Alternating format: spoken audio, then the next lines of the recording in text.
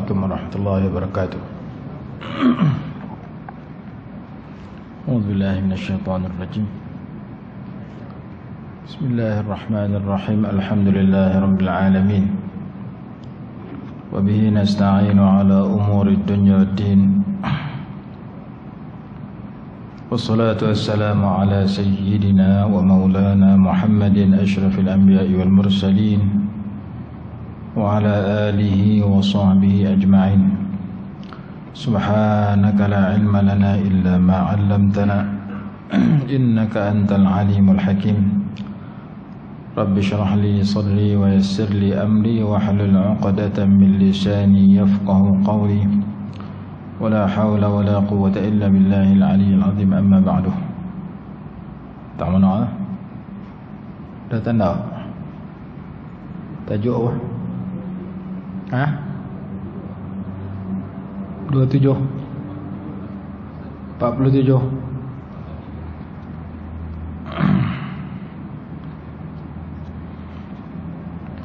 Bismillahirrahmanirrahim. Fasal yang ketiga, yaqul muallif rahimahullahu ta'ala wa nafa'ana wal muslimina bi ulumihi fid dharain amin. Fasal yang ketiga, wudu, mandi dan tayammum. Syarat wudu dan mandi. Bermula syarat wudu dan mandi, syarat itu 12 perkara. Yang pertama Islam. Yang kedua mumayyiz. Jadi mumayyiz ini kanak-kanak. Yang mumayyiz maksud kanak-kanak yang sudah boleh makan sendiri, minum sendiri, istinja sendiri.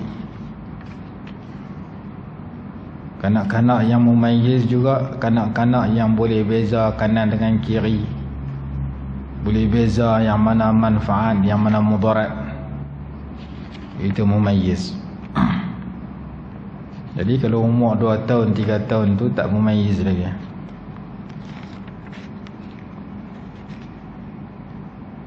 Yang ketiga mengetahui akan kaifiat keduanya.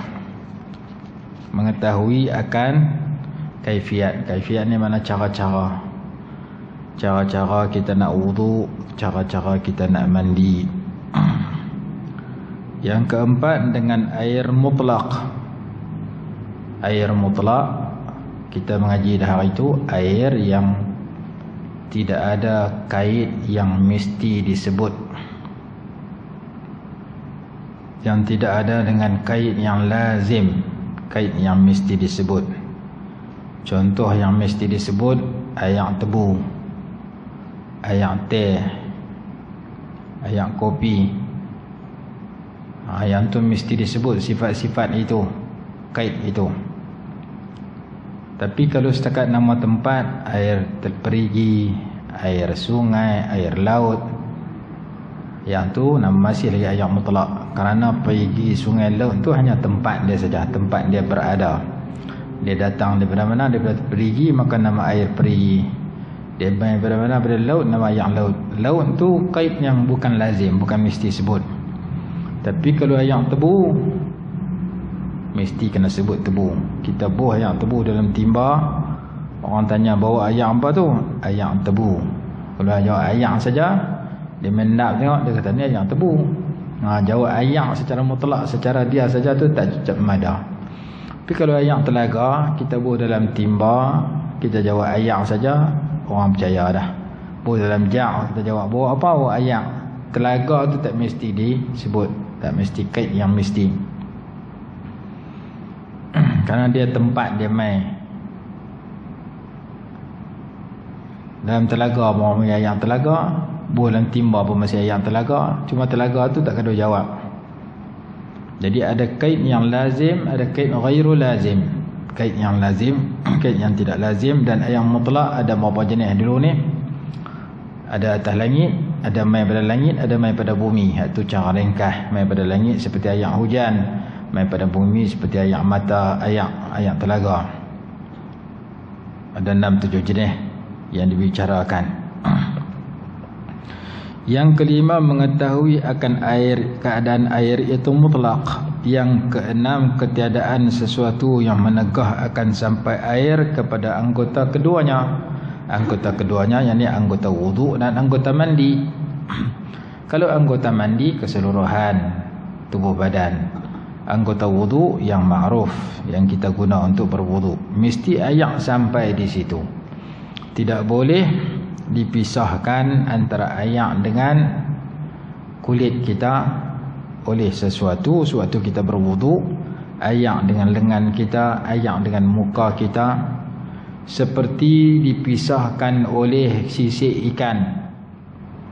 Sisik ikan cuci tak habis, lekat di tangan, maka kita berwuduk, tempat sisik ikan tu tak kena air, maka wuduk kita tidak sah, kerana dipisahkan oleh sesuatu. Seperti orang yang mewarnakan rambutnya dengan pewarna yang menghalang air. Pewarna tu bentuk macam cat ataupun bentuk macam pemadam tu, liquid tu. Dia kena di rambut, dia tak menyerap di rambut tapi dia membalut rambut. Bila kita mandi wajib, air tak kena di rambut tu, disebab dihalang oleh pewarna yang berbentuk membalut rambut. Yang tu tidak sah juga. Tapi kalau pewarna tu macam inai, yang tu dia serat dalam rambut dan tidak menghalang air daripada kena rambut, yang tu boleh. Dalam kitab Hasyiah Asy-Syarqawi 'ala Tahrir, dia kata kalau seorang tu mati, seorang perempuan tu mati umpamanya, rambut dia disalut oleh pewarna yang menghalang air kena rambut. Pewarna tu dia balut rambut. Nak mandi mayat dia tak sah kerana rambut tak kena air. Maka kalau tak silap dia kata situ cukur rambut ya. Kerana rambut itu kalau mandi wajib ataupun mandi mayat mesti kena air, tak boleh dihalang oleh sesuatu. Jadi ringkas cerita, tak ada buah warna yang pelik-pelik tu kacau sampai tak boleh kena air. Buah warna di kuku ni sampai menghalang air pada kena kuku. Ketika berwuduk, ketika mandi, mesti kena air di kuku tu. Tiba-tiba pewarna tu menghalang. Kalau pewarna tu jenis serat macam inai tak apa. Tapi kalau pewarna tu jenis halang macam cat, macam sisik ikan yang kena, dia halang daripada kena air, yang tu tak boleh. Mesti tidak ada penghalang yang menghalang antara kulit kita yang mesti kena air ketika wuduk, ataupun kulit dan rambut kita yang mesti kena air ketika mandi, daripada kena air itu. Yang ketujuh, hendaklah mengalirkan air atas anggota yang dibasuh akan dia. Jadi anggota ketika berwuduk ada yang dibasuh, ada yang disapu. Ada yang wajib wajib dibasuh, ada yang wajib disapu. Yang wajib disapu adalah kepala. Sapu kepala nama dia, mashul ra'si, sapu kepala. Anggota yang wajib disapu, tiba-tiba kita basuh, tak apa boleh. Tapi anggota yang wajib dibasuh, tiba-tiba kita sapu, tu tak boleh. Jadi kalau kita tengok kepada arkanul wudu, ada dua anggota yang jenis sapu. Satu wajib disapu, satu sunat disapu. Yang wajib disapu itu sapu kepala. Yang sunat disapu itu sapu telinga. Dia panggil mashul uzunain, sapu telinga. Bukan basuh telinga. Kalau basuh telinga dulu tuang air tu masuk dalam telinga pula. Jadi telinga dia panggil sapu telinga. Kalau kepala dia panggil sapu kepala. Lain pada tu basuh. Basuh muka, basuh tangan sampai siku, basuh kaki. Apabila disebut basuh, maka mesti mengalir air di anggota itu. Sapu saja tak cukup, mesti air tu mengalir. Lepas tu kita sapu di tempat tu. Jadi kalau kita tekat sapu macam kita sapu kepala, celup air sapu ke tu, air sapu di pipi, tu tak mau. Mesti kena sayalanul ma'. Sayalanul ma' maksudnya mengalir air di anggota yang dibasuh. Jadi kita kena beza antara perkataan basuh dengan sapu. Apabila disebut sabasuh, mesti air mengalir atas anggota yang dibasuh. Jurus bagi mengalir baru kita sapu pergi kena.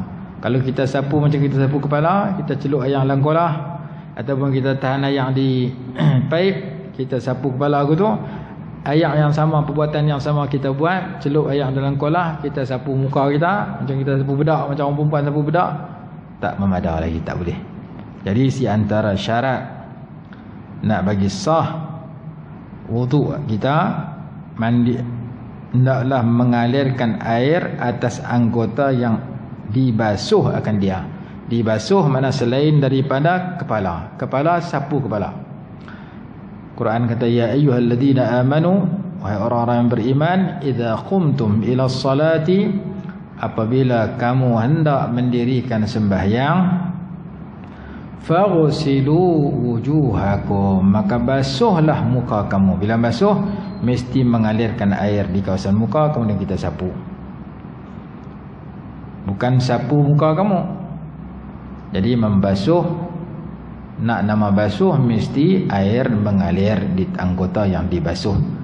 Nama dia sayalanul ma', mengalirkan air. Wa aydiyakum ilal marafiq, dan tangan ke siku, basuh juga nama dia, bukan sapu. Bagi mengalir air di tangan sampai siku. Wamsahu biru'usikum, maitang kepala, dia kata sapulah kepala kamu. Maka di kepala kita sapu. Kalau basuh boleh dah, tapi sapu sudah memadah. Dan kita cerita hari itu, sapu di kepala itu iaitu sapu dalam di rambut, dalam kawasan kepala, atau sapu di kepala itu sendiri. Kalau sapu di rambut yang ada di luar kawasan kepala, tidak memadah. Jadi kalau orang pun lelaki, remoy dia tu panjang sampai ke dagu, dia ambil air, ada sapu di hujung tu, itu rambut yang keluar pada kawasan kepala, tidak memadah.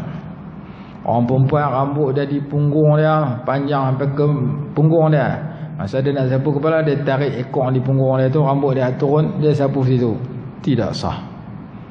Mesti rambut dalam kawasan kepala atau sapu di kepala tu. Yang terbaik sapu di kawasan ubun. Dan kita cerita dah hari itu, menyapu kepala ini terdapat perselisihan di kalangan ulama 4 mazhab berdasarkan kepada ayat Quran, wamsahu biru'usikum, hendaklah kamu menyapu kepala kamu. Ba' di situ ada 2 makna yang digunakan oleh 4 mazhab. Mazhab Maliki dengan Hambali menyatakan ba' itu makna keseluruhan. Ba' lizzaidah, ba' littaukid, ba' lizzaidah. Ba' makna keseluruhan. Wamsahu biru'usikum, ay wamsahu jami'a ru'usikum, naklah kamu sapu seluruh kepala kamu. Mazhab Syafi'i dan mazhab Hanafi menyatakan ba' itu makna sebahagian. Ba' litab'id, naklah kamu sapu ba'da ru'usikum, ba'da ru'usikum, sebahagian kepala kamu. Maka mazhab Syafi'i sapu sikit dah cukup. Mazhab Hanafi kena sapu sebesar tapak tangan, mana sebahagian dia. Cuma keempat-empat mazhab kata, 2 mazhab kata sapu semua, 2 mazhab kata sebahagian. Hak kata sebahagian tu pula kata kalau sapu ke semua paling bagus. Maka mazhab Syafi'i menggalakkan kita sapu per habis. Cara sapu dia, kita letak ibu jari kita di tepi mata kita ni, kita pegu jari-jari kita yang berbaki. Setelah kita celup tangan kita dalam kolah ataupun tahan ayak, kita tarik pergi ke belakang, kita tarik mai depan, maka dikira satu sapuan. Buat lagi 2 kali, celup ayak pergi lagi, celup ayak pergi lagi, patah balik, tarik pergi belakang, tarik mai depan. Kalau rambut tak panjang, maka itu dikatakan menyapu kepala secara keseluruhan. 4 mazhab kata sah. Kalau tekat sapu sikit saja, 3 orang rambut, seorang sikit, mazhab Syafi'i saja kata sah, 3 lagi tak. Hanafi kata kami pun memang kami pegang sapu sebahagian, tapi kena banyak, rubu' ra', 1/4 kepala. Tapi kalau nak sapu sebahagian macam kita duk buat, yang terbaik di ubun kita, nasiyah. Daripada satu ayat muncul kefahaman yang pelbagai. Baik itu ada orang kata aku tak mau pegang 4 mazhab, aku nak pegang Quran Sunnah. Tu Quran tu. Tu ayat Quran yang kata 2 pendapat muncul. Jadi dakwaan nak sama pegang 4 mazhab tapi nak pegang Quran Sunnah, seolah-olahnya mazhab ini tak pegang Quran Sunnah, itu dakwaan yang bercanggah dengan apa yang dipraktikkan oleh ulama. Contoh yang kedua, Quran kata wal mutallaqatu yatarabbasna bi anfusihinna salasata quru. Perempuan-perempuan yang dicerai oleh suami mereka, isteri-isteri yang ditolak atau dicerai oleh suami mereka, hendaklah mereka menanti tempoh iddah selama 3 quru. Quru jam' qur'in, 3 kali quru. Apa makna quru? Quru dalam bahasa Arab ada 2 makna. Yang pertama makna suci, yang kedua makna haid. Oleh kerana ada 2 makna, maka 4 mazhab berselisih dalam memilih makna yang mana. Satu, macam ba' tadi ada 15 makna. Ba' dalam kitab Nahu, dalam kitab Mughnil Labib 14 makna, dalam kitab Nahu Wadih, Nahu Wafi 15 makna. Daripada 14 ataupun 15 makna itu ada 2 makna yang dipilih ulama 4 mazhab. Maka begitu juga dalam masalah quru ada 2 makna, makna suci dan makna haid. Maka ulama mazhab Syafi'i, Maliki, Hambali, pendapat yang terkuat, memilih makna pertama iaitu 3 kali suci. Mazhab Hanafi memilih makna yang kedua iaitu 3 kali haid. Maka bercanggahlah antara 4 mazhab dengan 2 tafsiran yang berbeza. Dan percanggahan itu sudah berlaku di kalangan para sahabat. Para sahabat pun terbahagi 2. Ini kata suci, ini kata haid. Lalu keempat mazhab sudah mengambil daripada ayat Quran. Mereka bukan reka sendiri. Jadi macam mana nak kira mana lebih cepat habis iddah? Yang lebih cepat 3 kali suci. Kalau 3 kali haid lambat sikit. Mazhab Hanafi lambat sikit. Kalau mazhab Syafi'i dan 2 mazhab lagi cepat sikit. Sebab disebut 3 kali suci, maksudnya 2 kali setengah saja. Dia tak kira 3. Contoh seorang perempuan dicerai hari ni, hari Khamis. Dia dicerai pukul 8 malam. Pukul 8:05 datang haid. Maka 5 minit itu sudah dianggap sekali suci.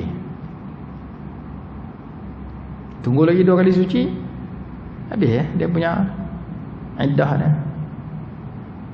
Jadi masa perceraian tu berlaku, dah dikira suci. Lepas tu bila dia nak habis, lepas habis tu dikira sekali suci. Mungkin dia habis, dia datang haid yang pertama selepas 7 hari, mungkin selepas 3 hari, mungkin selepas seminit. Jadi kalau suami dia cerai dalam keadaan dia suci, 2 minit, 2 seminit datang haid, maka sudah dianggap sekali suci walaupun seminit. Jadi separuh saja dikira, separuh masa tu dikira sekali suci. Tunggu lagi datang haid, lepas datang haid suci kedua, habis suci kedua datang haid yang kedua, lepas tu suci yang ketiga, datang haid yang keempat, yang ketiga sudah dianggap berakhir iddah. Berbeza dengan tafsiran 3 kali suci, masa diserai itu suci, lepas tu datang haid yang pertama 3 kali haid, lepas tu suci, datang haid yang kedua, lepas tu suci, datang haid yang ketiga. Habis haid yang ketiga, masuk suci yang keempat, baru habis iddah dia. Jadi tafsiran 3 kali haid lebih lama masa dia daripada 3 kali suci. 3 kali suci hanya 2 kali setengah saja. Tak betul kan 4 mazhab ni? Semua ambil ayat Quran yang sama. Cuma kefahamannya berbeza. Yang sudah dilakukan oleh para sahabat. Para sahabat pun dah selisih dalam memahami ayat ini. Ulama 4 mazhab ulang balik perselisihan itu. Jadi kalau ada orang kata aku nak ikut Quran sunnah, tak mau ikut imam-imam mazhab, mereka ni tak maksum, kadang-kadang buat salah. Cuba kamu cari satu kitab fiqh yang sebut itu dalil Quran sunnah yang tidak ada kaitan dengan 4 mazhab. Mesti dalil Quran sunnah itu sudah ditemui oleh imam 4 mazhab dan menurut tafsiran pengikut mazhab masing-masing. Jadi sebenarnya 4 mazhab ni yang sudah ikut Quran sunnah, mengikut kefahaman mereka. Jangan kita kata aku nak ikut Quran sunnah mengikut fahaman kita. Jadi contoh yang mudah, contoh sapu kepala Ustaz. Apabila kita tengok ayat Quran yang sama. Tapi bila kita tanya ulama 4 mazhab, kamu ambil dalil mana daripada hadis? Maka muncul 2 buah hadis. Satu hadis kata Rasulullah SAW sapu seluruh kepala baginda ketika berwuduk. Itu pegangan mazhab Maliki dengan Hambali. Satu mazhab lain mengatakan kami jumpa hadis juga Nabi SAW sapu sebahagian kepala baginda ketika berwuduk, sebahagian lagi sapu atas serban. Maka hadis ni juga kuat menjadi dalil kepada mazhab Syafi'i dan Hanafi yang menyatakan sapu sebahagian sudah memadah. Kalau sapu keseluruhan lagi bagus, lagi afdal, lagi baik. Masing-masing sudah berpegang dengan Quran dan berpegang dengan hadis. Sebab itu kitab-kitab ulama mazhab bukan kecil, besar-besar, berpuluh jilid, beratus jilid. Maka kalau kita baca kitab kecil, matan kecil, memang tak jumpa dalil. Baca Hidayatus Subyan, mana nak jumpa dalil sebab kita kecil. Dan kita mengaji fiqh, apakah kita wajib tahu dalil? Tak wajib. Sebab tak wajib? Fiqh ni taqlid. Kita muqallid, pengikut kepada imam. Kalau wajib kena tahu dalil, bercambah kita tak tahu dalil. Contoh orang tanya kita, hukum sembahyang ada berapa? Kita kata 13. Apa dalil setiap satu tu? Aku tak tahu. Aku tahu 13 bilang tu pun tak cukup. Takbiratul ihram, niat takbiratul ihram, berdiri baca Fatihah, bilang tu pun kadang-kadang celaru mana rukun qauli, rukun fi'li. Yang tahu 13. Tapi setiap satu dalil bagi 13 tu kita tak tahu, kita hanya mengikut ulama yang membuat penyusunan tersebut. Jadi dalam bab fiqh kita hanya bertaklid. Taklid mana mengikut tanpa dalil. Dalam bab tauhid kita tak boleh taklid, kena ada dalil, sama ada dalil aqli, dalil naqli ataupun dalil aqli. Dalil akal baharu alam ini secara ringkas ataupun secara terperinci, ataupun dalil naqli, dalil Quran hadis. Apa dalil Allah bersifat wahdaniyah? Qul huwallahu ahad.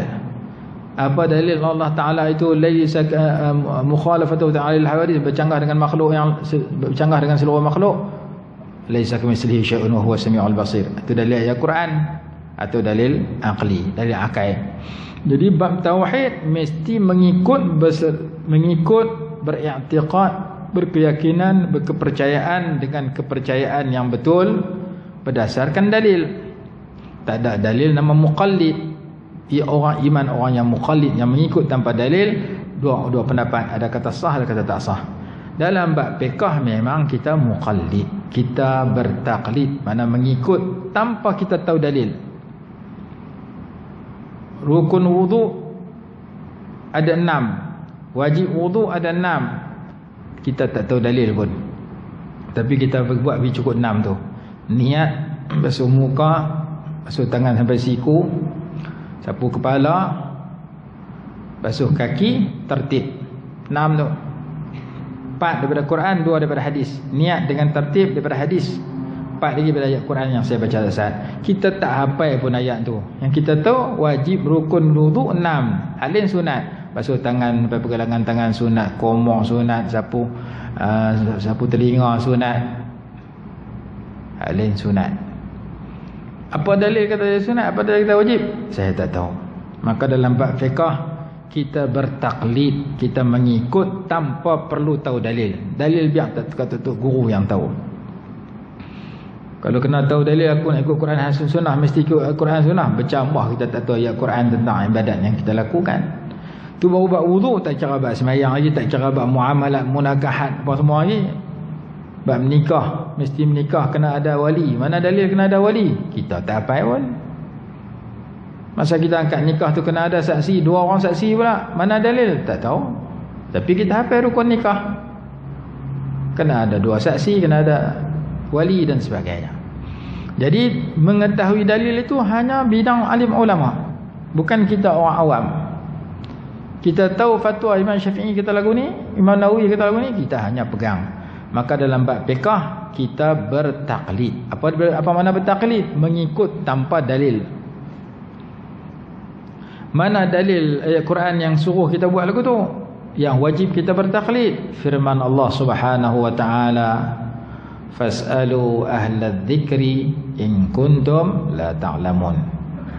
Bertanyalah kamu semua kepada ahli zikir. Ahli zikir itu siapa? Ahli ilmu. Ahli ilmu itu siapa? Ulama mujtahid. Ulama yang mempunyai alat untuk memetik hukum daripada Quran sunnah, seperti Imam Syafi'i. Imam Syafi'i dia baca Quran bukan macam kita. Kita baca Quran bagi betul tajwid, 1. Kita baca Quran bagi faham makna, 2. Kita nak ambil pengajaran daripada makna, tu saja.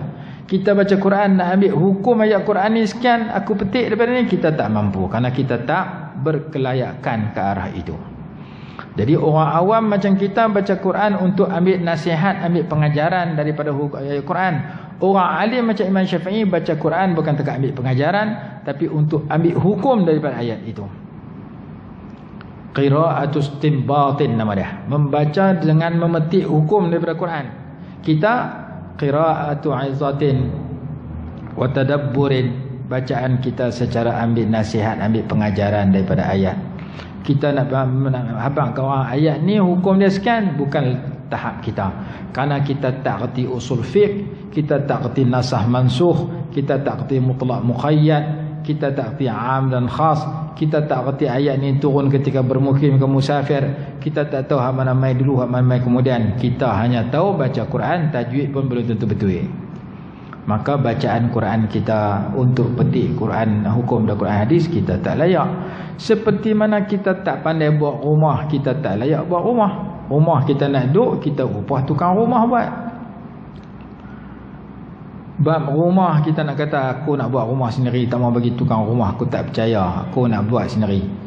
Buat rumah tak jadi. Pasal apa? Pasal kita tak ada kepakaran untuk buat rumah. Bab masak, kita makan masakan yang tukang masak buat masak, sebab kita tak pandai masak. Bab baju, kita pergi beli baju di kedai atau pergi ukok baju kat tukang baju, kerana kita tak pandai buat baju.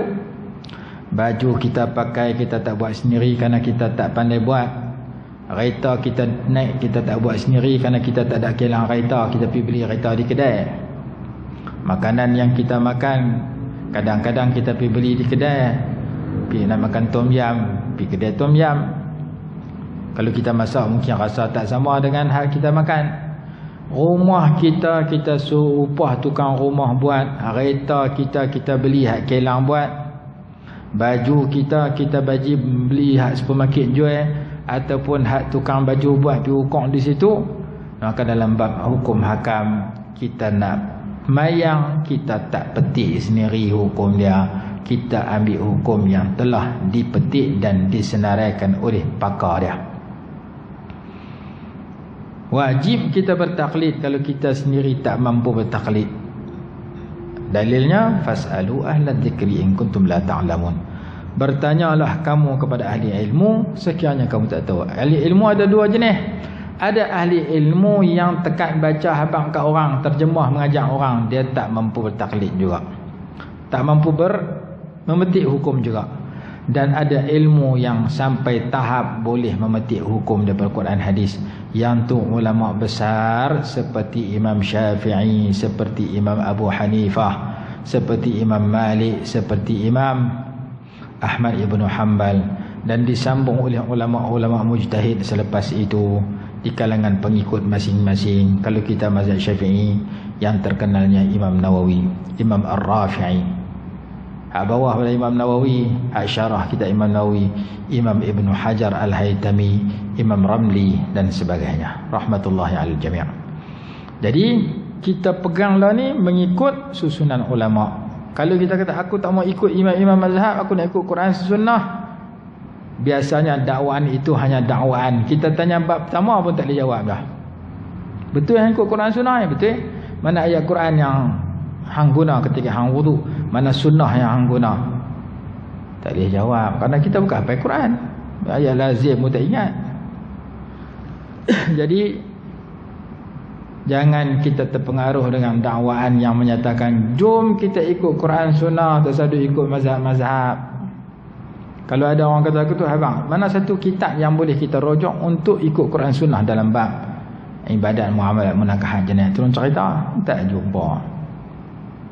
Mesti kena guna matan juga. Matan tu pula ringkasan daripada mazhab-mazhab tertentu. Jadi dakwaan senang, tapi nak buktikan dakwaan itu susah. Baik itu di Sungai Petani ada seorang pergi jumpa ustaz. Dia kata saya tak mau ikut kitab mazhab Syafi'i, saya tak mau pegang kitab Imam Ghazali. Dia kata tak mau ikut mazhab Syafi'i, hanya ikut apa? Quran sunnah. Awak main satu kitab yang ada itu Quran sunnah saja. Kita nak tengok. Dah tak mau ikut mazhab Syafi'i, hang buat mazhab sendiri. Kalau hang nak maju Jusuh, mazhab Jusuh. Aku ikut hang, aku tinggal mazhab Syafi'i. Tak mampu buat, hanya mendakwa dan mengelirukan orang saja. Oh, tak mau pakai Imam Ghazali, kitab Imam Ghazali tak boleh pakai. Kitab Imam Ghazali 5 jilid hang tak mau pakai, hang buat kitab 6 jilid. Banyak pada Imam Ghazali. Kita tinggal kitab Imam Ghazali 5 jilid, kita ambil kitab hang yang 6 jilid. Bukan tekat 1 jilid, setengah jilid pun dia tak mampu karang, dia pilih kata Imam Ghazali tak betul 5 jilid. Jadi kita dapati bahawasanya ulama kita susun dalam matan ringkas, tapi nak faham syarah kena buka 4 jilid, 5 jilid, 10 jilid, 20 jilid, 30 jilid pun ada. Di rumah saya ada satu kitab 45 jilid, ada 28 jilid, 45 jilid. Jadi nak faham dalil, nak faham hujah yang kuat, kena lebih besar. Tekat kita mengaji sebulan sekali, main sebulan tuang 6 bulan ni nak PKP nak cuti pula. Padan kau kaji matan lah. Matan tu pun tak ingat. Nak tengok dalil Quran sunnah dia, kena mengaji kitab yang lebih besar. Pertembungan antara mazhab-mazhab dipanggil fiqh muqarin, fiqh perbandingan mazhab. Yang tu kena masuk, kena mengaji kitab kuliah Universiti Azhar, kuliah syariah. Baru jumpa, oh 4 mazhab ni sebenarnya sudah ikut Quran sunnah. Cuma cara mereka faham Quran sunnah itu berbeza sehingga munculnya 4 mazhab. Tu saja. Semuanya ikut Quran sunnah. Contoh kalau orang tanya kita, contoh apa yang paling mudah kita nak jawab? Contoh salah satu quru' tadi. Wal mutallaqatu yatarabbasna bi anfusihinna salasatu quru'. Perempuan-perempuan yang dicerai oleh suami mereka, sekiranya mereka masih didatangi haid setiap bulan, maka masa penantian, masa iddah mereka 3 quru'. 3 quru', 3 kali suci di sisi 3 mazhab, 3 kali haid di sisi mazhab Hanafi. Betul ke tak? Dua-dua betul. Ada orang kata al-haqqu wahidun la yata'addad. Kebenaran itu satu saja, tidak berbilang-bilang. Tak. Di dunia kadang-kadang berbilang-bilang yang nak tahu satu tu akhirat esok mana paling betul. Di dunia selama mana mereka berijtihad dua-dua betul. 3 mazhab yang kata 3 kali suci pun betul. 1 mazhab yang kita 3 kali haid pun betul. Kerana perkataan qur' memang makna dia dua-dua. Maka dua-dua ikut Quran, dua-dua ikut dalil. Kita buka matan, dalam matan tak jumpa dalam ayat Quran tu. Dalam matan mazhab Syafi'i dia kata sekiranya seorang perempuan, seorang isteri dicerai oleh suami dia dan dia masih didatangi haid, belum putus haid, maka hendaklah dia menanti tempoh iddah selama 3 kali suci. Banyak tu dalam matan. Dalil dia apa tak ada. Pasal matan sama orang kita ni, dalil apa tak ada. Dalil dia nak kena mengaji kitab besar baru nak jumpa. Orang mazhab lain kita nak kena pelaga. Kenapa ni kata lagu ni, kenapa anu kata lagu ni. Macam orang lelaki sentuh orang perempuan, mazhab Syafi'i tulis ringkas batal sembahyang. Orang lelaki yang asing menyentuh perempuan batal yang sembahyang. Mazhab golongan tak memegang mazhab dia kata tak batal. Hadis kata tak batal. Seolah-olahnya ulama yang kata batal ni tak jumpa hadis macam dia. Dia kata Rasulullah sembahyang malam, isteri Sayyidah Aisyah hunjuk kaki. Rasulullah SAW nak sujud, tolak kaki Sayyidah Aisyah. Rasulullah tak berhenti sembahyang pun, membuktikan kata tak batal kerana tangan Rasulullah sentuh betis Sayyidah Aisyah tengah sembahyang, tak berhenti pun. Ulama kita kata hadis ni sahih. Mazhab Syafi'i kata sahih, tapi dia habaq hanya sentuh. Dia tak habaq kata sentuh terus atau sentuh balik selimut. Oleh kerana Sayyidah Aisyah tengah tidur, kemungkinan sentuh balik selimut. Sentuh balik selimut memang tak betul. Maka Imam Syafi'i menyatakan kemungkinan sentuhan itu berlaku antara tapak tangan dengan selimut, bukan tapak tangan dengan kulit betis Sayyidah Aisyah. Kerana hadis sebut secara ringkas. Mana bukti kamu kata batal wahai ulama Syafi'iyah? Kerana Quran kata aulamastumun nisa. Ada Quran aulamastumun nisa. Ada Quran yang kata aulamastum. Lamastum mana sentuh. Kami pegang ayat Quran yang kata kalau sentuh batal. Mereka yang kata tak batal, dia kata lamastum bukan mana sentuh. Mazhab Maliki dengan Hanbali dia kata sentuh dengan naik rangsangan syahwat baru batal. Mazhab Hanafi kata aulamastum ayu jama'tum. Mazhab Hanafi kata sentuh dengan naik rangsangan syahwat pun tak batal, berlaku persetubuhan baru batal. Mazhab Syafi'i dua-dua tu tolak. Sentuh saja batal. Yang tak batal sentuh kuku, sentuh rambut, sentuh gigi, yang tu tak batal. Sentuh kulit tanpa berlapik batal. Imam Syafi'i ni tak betul ni. 3 mazhab dia lawan bercanggah. Sebenarnya Imam Syafi'i bukan fatwa seorang-seorang dia. Dia mengulang fatwa sahabat. Sayyiduna Abu Hurairah radhiyallahu anhu sudah memfatwakan mazhab Imam Syafi'i.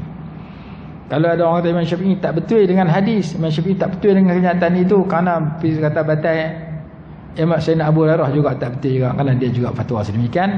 Kata dalam kitab Sunan Tirmizi, Syarah Sunan Tirmizi, Tuhfatul Ahwadi fi Syarh Sunan Tirmizi. Jadi lelaki sentuh perempuan, suami sentuh isteri, dikatakan batal oleh mazhab Syafi'i. Itu adalah fatwa Imam Syafi'i yang semacam dengan fatwa Sayyidina Abu Hurairah radhiyallahu anhu di kalangan sahabat. Yang kata tak batal juga sama dengan fatwa sahabat yang lain. Jadi para sahabat sudah berselisih dalam memahami Quran Sunnah, diulang oleh ulama 4 mazhab. Yang tu kita boleh jumpa dalam kitab yang lebih besar seperti kitab 4 mazhab, seperti kitab Syarah Minhaj, Mughnil Muhtaj, seperti kitab Majmu' Syarah Al-Muhazzab dari Imam Nawawi. Tapi kitab tu tebal, Majmu' ada 23 jilid. Siapa nak mengajar, siapa nak mengaji, hak mengajar pun tak apa faham, hak mengaji lagi tak faham. Jadi sekurang-kurangnya kita tahu bahawasanya ulama susun begini bukan saja-saja susun, kemungkinan mereka sudah mempunyai alasan dan huraian yang terperinci di dalam kitab yang lebih besar. Duk cerita kau tu tak habis lah tajuk kita ni. Dah lah nak kena balik awal. Sekejap lagi pukul 12 saya tak boleh tempat balik kamu rumah saya. Tuan-tuan tak apa rumah dekat. Kita perhabisan dulu. Yang ke-8, ketiadaan sesuatu yang menafi ia akan wuduk dan mandi, iaitu haid dan nifas. Kalau seseorang tu sedang datang haid, sedang datang nifas, dia nak ambil wuduk dia tak jadi. Ni mazhab Syafi'i. Kalau tengok dalam kitab Arab Anwarul Masalik syarah kepada Umdatus Salik, ataupun kitab Al-Mu'tabad fil Fiqh Syafi'i karangan Dr. Muhammad Az-Zuhaili hafizahullahu taala. Jadi kalau orang perempuan dalam keadaan haid, dia pergi ambil wuduk dengan niat mengangkat hadas. Hadas dia tak terangkat, haid dia ada lagi. Maka orang perempuan tak perlu ambil wuduk ketika haid, tak perlu ambil wuduk ketika nifas, kerana haid tak terjadi. Ni dalam kitab Melayu. Saat ni orang perempuan dia kata, saya tiap malam nak tidur ambil wuduk. Bagus. Sunat tidur sambil kadang berwuduk. Tiba-tiba dia datang haid seminggu, dia nak tidur ambil wuduk juga dengan niat wuduk. Kenapa? Kerana masa dia tak haid dia ambil wuduk. Kalau kamu datang haid seminggu, kamu tak kena ambil wuduk, tapi pahala kamu dapat kerana kamu duduk biasa lagu tu. Tiap-tiap malam tidur ambil wuduk, mai haid seminggu tak ambil wuduk, kamu dapat pahala ambil wuduk. Kenapa? Kerana kebiasaan kamu begitu. Tapi 7 hari kamu datang haid, tak perlu ambil. Kerana ni syarat nak sah wuduk, mesti tidak ada haid ketika itu, tidak ada nifas ketika itu. Hadis Imam Bukhari menyatakan, idza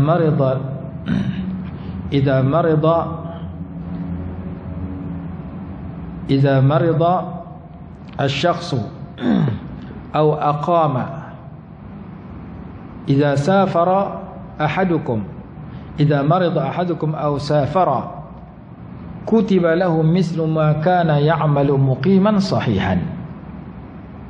Idza marida al-'abdu, apabila sakit oleh seseorang, matan dari lebih kurang lagu tu, aw safara, ataupun dia bermusafir, dituliskan baginya pahala apa yang dia biasa lakukan ketika bermukim dan ketika sihat.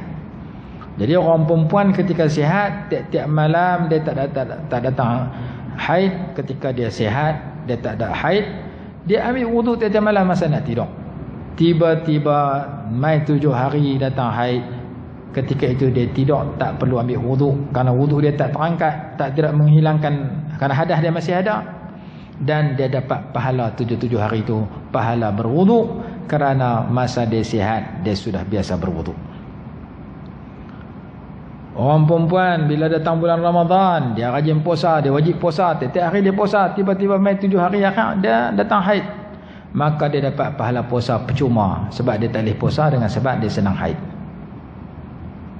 Jadi dia puasa hanya 23 hari, 7 hari haid, tapi pahala dia pahala 30 hari. Itu yang disebut dalam hadis Bukhari. Apabila sakit oleh seseorang, dapat pahala macam dia buat yang dia selalu buat ketika sihat. Apabila musafir oleh seseorang, dapat pahala seperti mana yang dia buat ketika bermukim. Jadi yang ke-8 ni, nah abang kata, kalau seorang tu datang haid dan nifas, tak perlu ambil wuduk. Kalau ambil wuduk pun, wuduk tu tak sah, kerana hadas kecilnya tak terangkat disebabkan dia datang nifas ataupun haid. Ni baru dalam matan. Nak tengok lebih terperinci, kena tengok kita Arab. Yang ke-9, ketiadaan mempaling akan niat bagi yang lain daripada keduanya, seperti niat tabarrud semata-mata. Tabarrud maknanya niat menyejukkan badan. Awak baca basuh muka saja, niat bagi sejuk muka, panas sangat. Tak mau. Niat basuh muka untuk berwuduk, jangan niat untuk bagi sejuk kan. Niat wuduk tak ada, tak mau. Jangan membalingkan niat tujuan untuk berwuduk itu. Awal pakcik mandi saja nak bagi sejuk badan, hangat sangat ni. Tak jadi mandi wajib, tak jadi mandi sunat. Nak jadi wajib kena niat mandi wajib. Saja aku mengangkat hadas besar. Nak jadi sunat kena niat sunat Jumaat, mandi sunat Jumaat, baru jadi mandi sunat Jumaat. Mandi tak niat apa, saja nak bagi sejuk badan, dapat sejuk lah. Itu maksud niat tabarrud nama dia. Niat tabarrudan, nak menyejukkan badan. Yang ke-10, bahawa melebihi akan basuh daripada kadar yang wajibnya kerana hendak meratakan basuhnya. Bagi keluar pada kawasan tu, jangan bagi sampai saja. Jadi daripada nombor 10 ni saya bagi contoh. Kalau kita basuh tangan sampai siku, jangan berhenti betul-betul siku tak masuk, tak sah wuduk. Bagi masuk siku sekali. Kalau boleh naik ampel lengan. Naik ampel lengan ni sunat pula. Jadi ketika berwuduk, ulama kata tangan serta siku, bukan tangan sampai siku. Berhenti sebelum siku. Sebahagian orang kita duduk tangkulah, dia ambil wuduk, basuh tangan sampai siku. Sampai tangan siku dia berhenti, siku tak masuk, tak sah. Kaki sampai buku lali, serta buku lali, bagi tenggelam buku lali, naik sampai tengah betih tak apa. Sunat sampai tengah betih ketika basuh kaki. Sunat sampai tengah lengan ketika basuh tangan sampai siku. Jangan berhenti tangan siku, siku tak masuk, tidak sah. Itu maksud melebihkan. Yang ke-11 bahawa tahqiq, bahawa pasti ia akan suatu yang hendaki ia bagi wuduk dan mandi.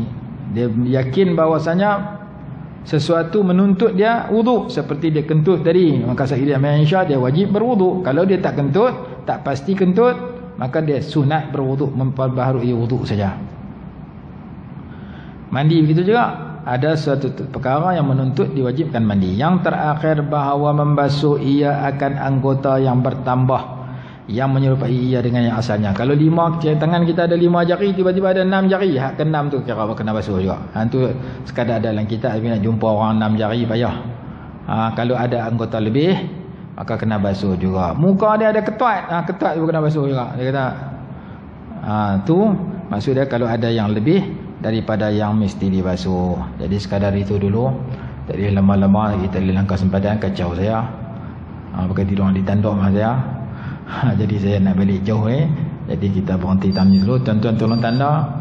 Nanti nak jumpa bila minta tahu. Tajuk yang berikutnya, wudu orang yang mempunyai darurat.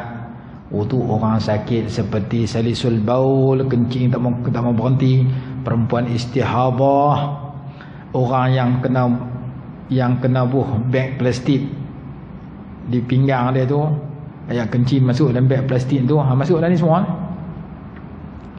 Masuk dalam ashabul darurah. Bagaimana cara dia nak berwuduk ketika dia sakit yang najisnya keluar berterusan, darah keluar berterusan bagi perempuan istihadah, yang kencing keluar tak mau berhenti bagi lelaki dan perempuan yang salisul baul.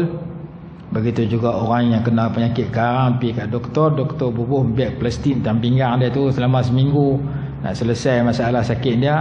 Macam mana dia nak sembahyang ayat kencing duduk dari plastik tu? Ini nama dia ashabud darurah. Nanti kita akan bicarakan dalam pertemuan yang akan datang. Tuan-tuan tolong tanda muka surat 48. Wallahu a'lam. Bismillahirrahmanirrahim. Alhamdulillahirabbil alamin, wassalatu wassalamu ala sayyidina Muhammad wa ala alihi wa sahbihi barik wasallam. Allahumma anfa'na bima 'allamtana wa 'allimna ma yanfa'una warzuqna 'ilman yanfa'una birahmatika ya arhamar rahimin. Rabbana atina fid dunya hasanatan wa fil akhirati hasanah wa qina 'adzaban nar. Sallallahu ala sayyidina Muhammad wa ala alihi wa sahbihi wasallam. Alhamdulillahirabbil alamin.